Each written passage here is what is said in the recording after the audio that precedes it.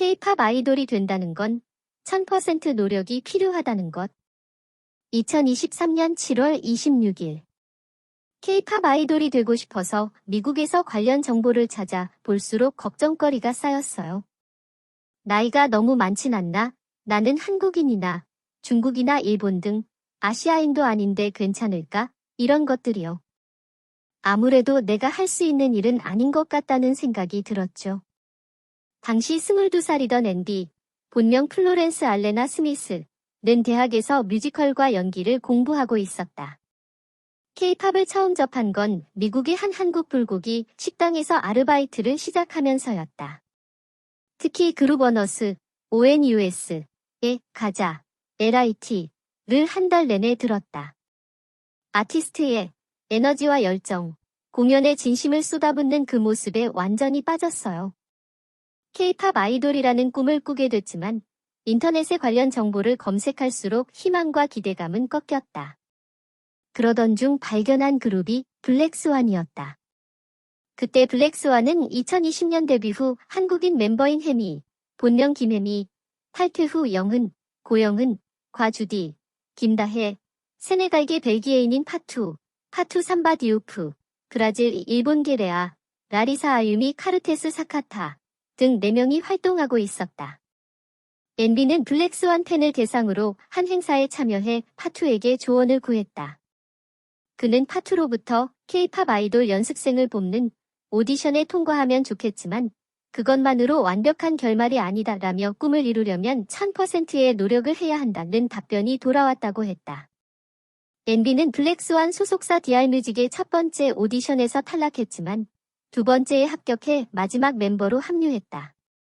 이후 한국인 멤버들이 탈퇴하고 레아가 건강상 이유로 활동을 잠정 중단하면서 현재 파투와 엔비, 브라질, 독일 이중국적 자인 가비, 가브리엘라 스트라스버거 달신, 인도 출신 스리아 렌카 등 4명이 활동하고 있다.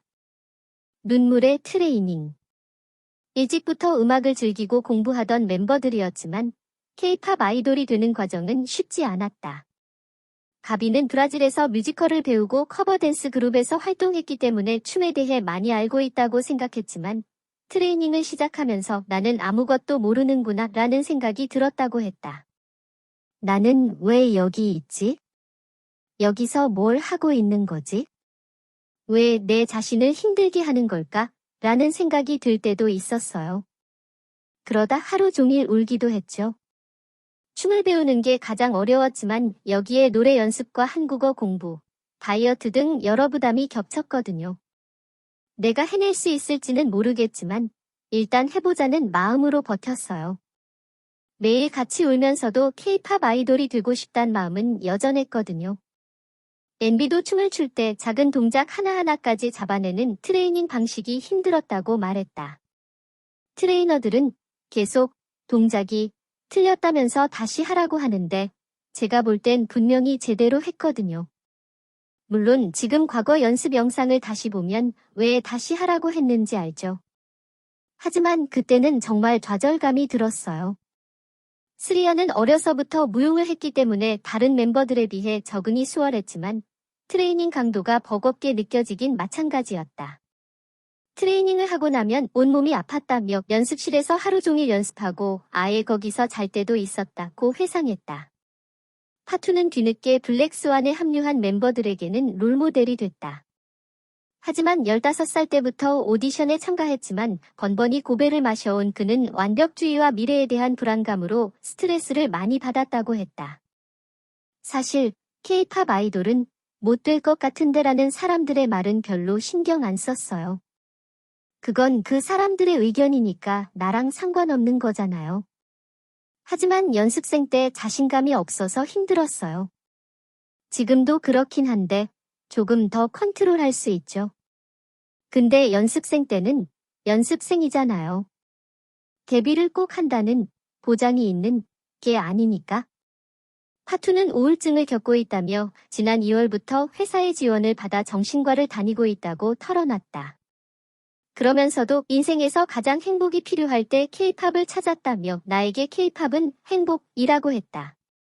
적응 쉽지 않지만 나아지고 있는 부분도 블랙스완은 국내에 기반을 둔 최초의 한국인 없는 K-팝 걸그룹으로 알려졌지만 비슷한 사례가 없었던 것은 아니다.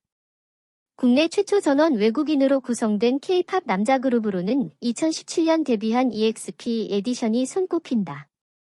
이외에도 해외를 기반으로 활동하는 현지인 중심 K-팝 아이돌이 등장하고 있다.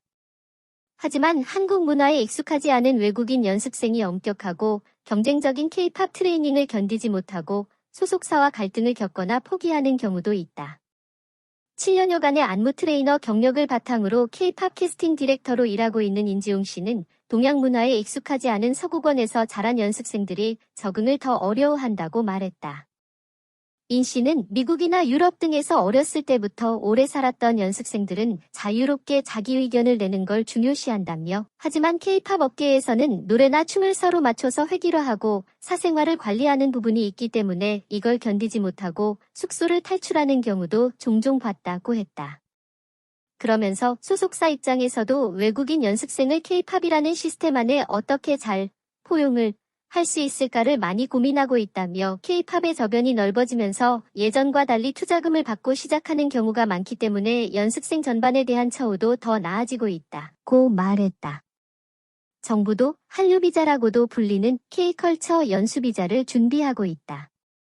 이는 K-팝 등 한국 문화에 관심 있는 외국 청소년을 대상으로 하는 일에서 2년짜리 단기 체류 비자로, 이를 통해 소속사와 계약해 취업 비자를 받지 않아도 사설 교육기관에 장기 등록해 머물 수 있게 될 수 있을 것으로 보인다. K-팝이란 무엇인가? 이처럼 K-팝의 영역이 확장되면서 K-팝의 정체성을 묻는 사람들도 있다.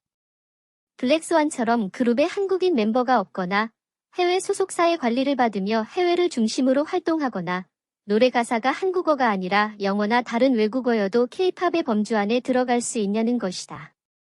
인 씨는 K-팝은 퍼포먼스 등 여러 가지 요소들이 혼합된 결과물이라고 본다며, 여러 멤버가 한국식 화장을 하고 의상도 통일성 있게 갖춰 입고 완벽하게 군무를 추는 것, 이것처럼 모든 걸 하나로 통틀었을 때 K-팝이라고 하는 것 같다고 했다. 한국조지메이슨대 국제학과에서 문화연구를 하는 이규탁 교수도 K-팝은 음악적인 특징보다 중요한 게 비즈니스 모델이라고 생각한다며, 회사에서 만든 시스템 하에서 매니지먼트를 받아서 가수로 교육되고 만들어지는 그 과정이 굉장히 중요하다고 본다고 했다. 이어 그 다음에 K-팝이 갖고 있는 어떤 외적인 이미지, 패션이라든가 의상이라든가 머리 모양 같은 것이 될 수도 있지만 뮤직비디오가 갖고 있는 미학도 중요한 요소라며, 여기에 특유의 퍼포먼스까지 다 합쳤을 때 그 결과물을 한국적이다라고 생각하는 경향이 있는 것 같다고 설명했다. 스리아는 나에게 K-팝은 한국의 대중음악이지만 그 사실이 장벽이 되진 않는다며, 누구나 K-팝을 할 수 있고 피부색이 한계가 될 순 없다고 본다고 밝혔다. 가비는 K-팝은 완전한 글로벌 K-팝, 즉 5세대를 향해 가는 중일지도 모른다고 말했다. 훗날에는 우리도 그렇게 기억될지도 모르겠어요.